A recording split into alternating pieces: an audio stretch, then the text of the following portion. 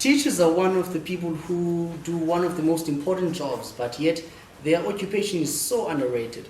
Welcome everyone. My name is Ngomani, and today I have another guest with me here today. I am joined by Miss Masoka, who has just recently joined the Dell College family from Gauteng, and we are here to sit down with her and get to know her a little bit better and why she took the decision to come and teach here at Dell College. Miss Masoka, thank you so much for joining us this afternoon. So I just want us to get right into it, and since you're new at our school, I was wondering if you could maybe tell us a little bit more about yourself. So I go by Miss Masoka, obviously. I do not like using my actual names. And I'm originally from Joburg, born and raised. I attended university at the University of Cape Town, studying towards a Bachelor of Social Science, majoring in politics, media, and English literature. After that, I started my degree in PGCE, which is what led me here. I don't know, I want to say I'm a very alive person. Alive is it's an understatement, I feel like. Right. A lot of the students here will probably say I'm crazy, but just to use like normal words, I'm alive. Right. And an extroverted teacher for the most part, yeah. So, I'm sure a lot of people who might be watching this are quite interested in your journey of becoming a teacher.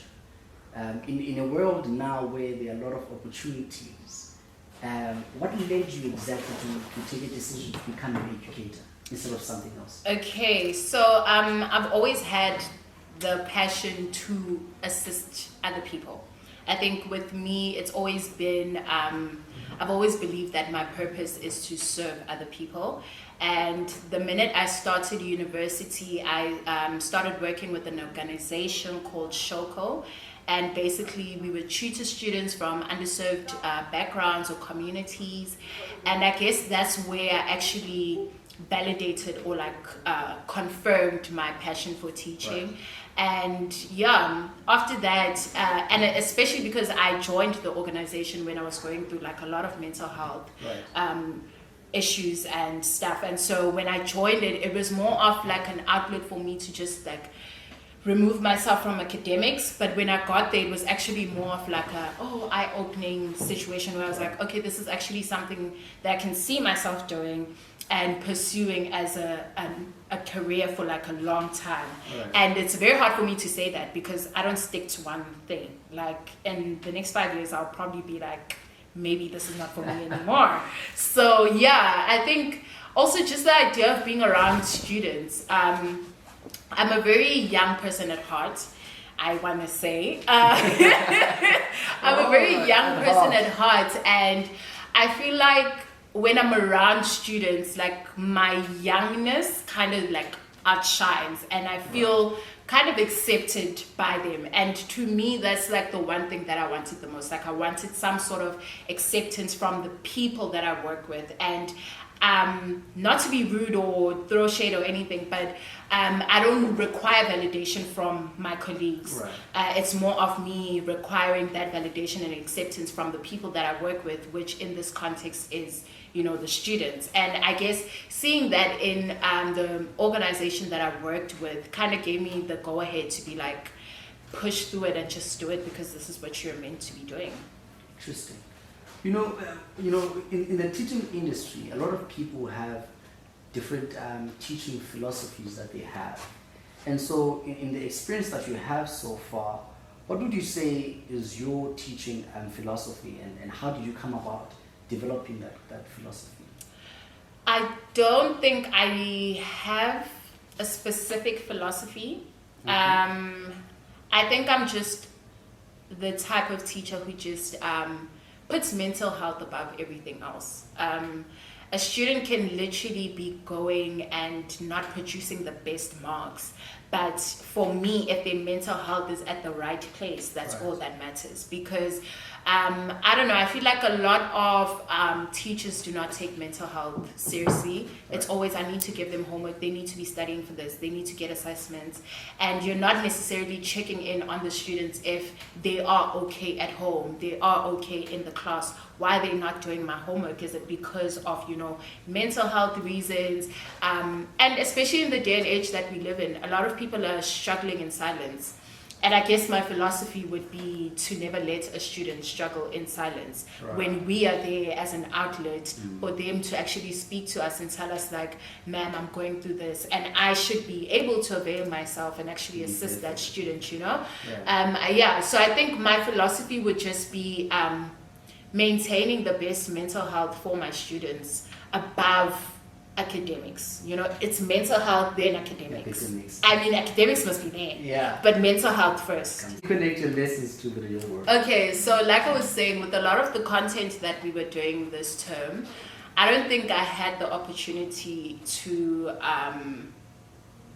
connect anything to the actual world, because a lot of the content that we are doing, as problematic as this may be, is very much against the Black student and very much against the South African context.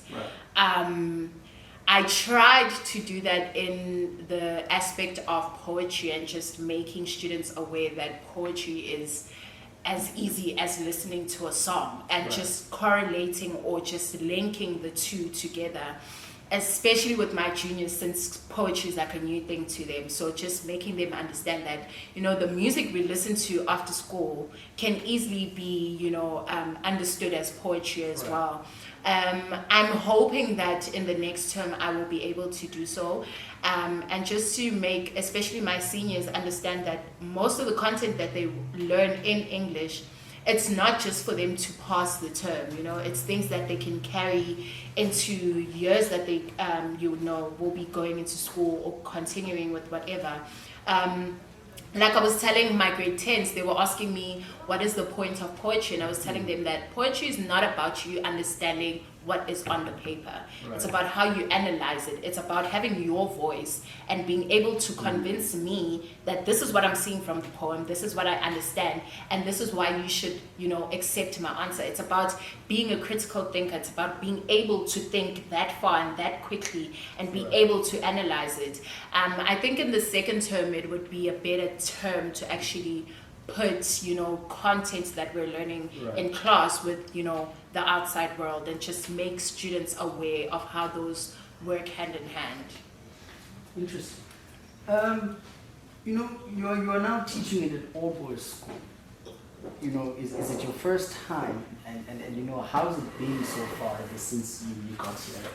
Because from Gauteng, I'm assuming you just used maybe to co-ed students, but coming now to a small town like Kimberlandstown and being in an all-boys school, how has the experience been? So just to give you background, last year I worked with an all-girls school, St. Susie. All right. And it's two different worlds, like girls' school compared to an all-boys school.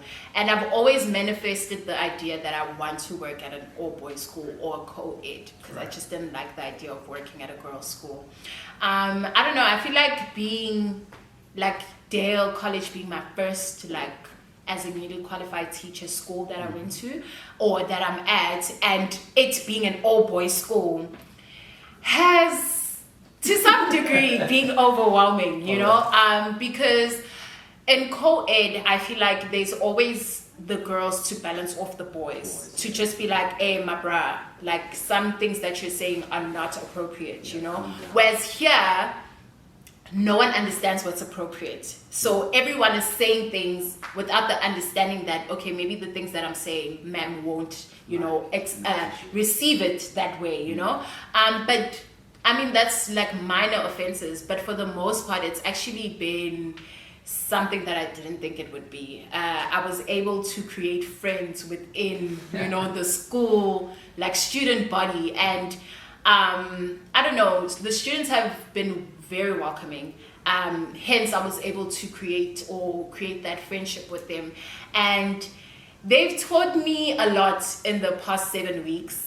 and how to be wekker, as a woman.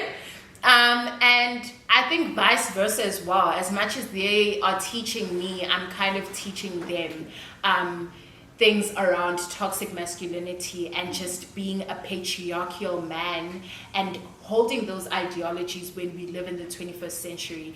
And granted, this is a small conservative town. I know, I feel like the students here are always willing to learn and open their minds to, a new concept and a new ideology and kind of unlearn certain things. But there's still things that they're still like on the fence about, which I know by the end of the year we would have unlearned. But for the most part, like very welcoming, very loving. Most of the students are very loving. Most of them don't want to work.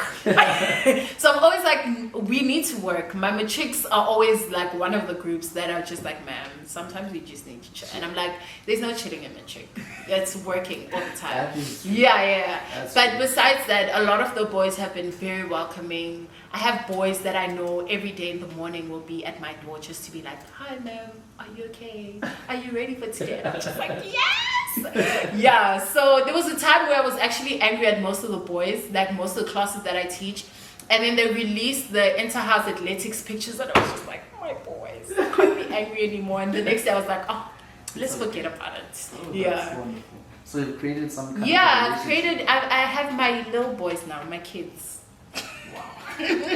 So, tell me, according to your opinion, what is the one thing that you, as a scholar, you struggle with? Maybe let me rather say you struggle with as a scholar, and that you maybe want to change and ensure that the people that you teach, your boys, so you say in your classes, they understand what you teach.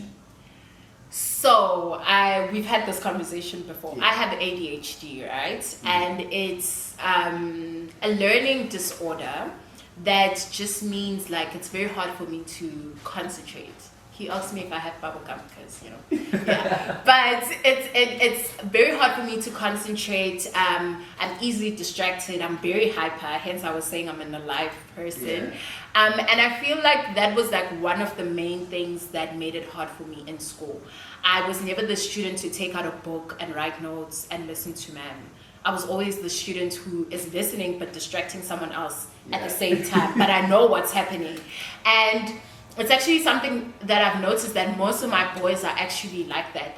And it has kind of caused me to find or figure out a methodology that will make it easier for me to teach them. So for most of my senior classes, I try by all means not to give them notes because I understand that note taking is not the easiest for a person who is hyper and who doesn't want to sit still, So we do a lot of conversation lessons and I do a lot of notes, like papers, so that a student is able to take that information home and actually learn what is written on that paper and at their discretion do as they please with the notes. So there are people who would rather have those notes without any lines and just read them. And then there's students like myself who are ADHD.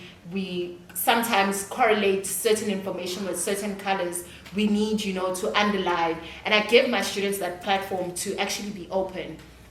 And Chico, being one of my students, I hope he will agree to this.